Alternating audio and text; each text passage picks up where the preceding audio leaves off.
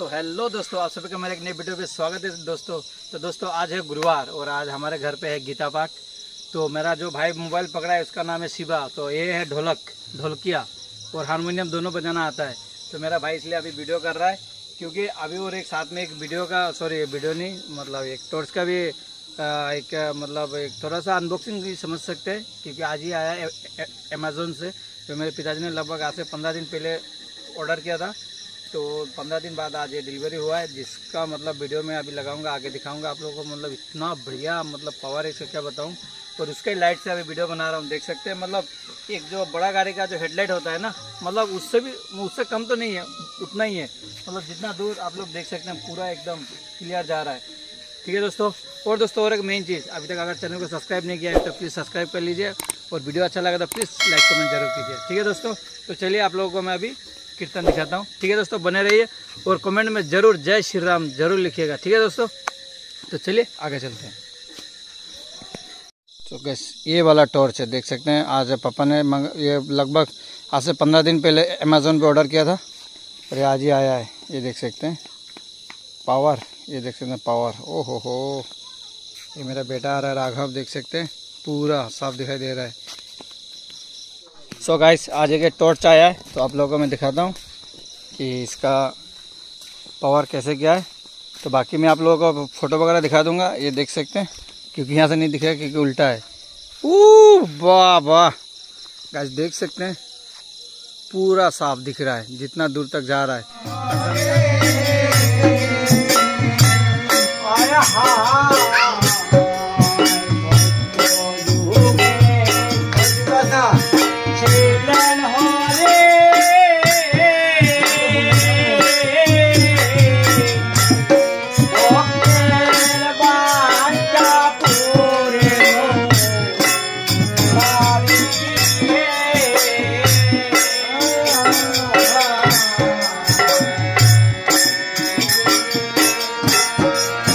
Yeah.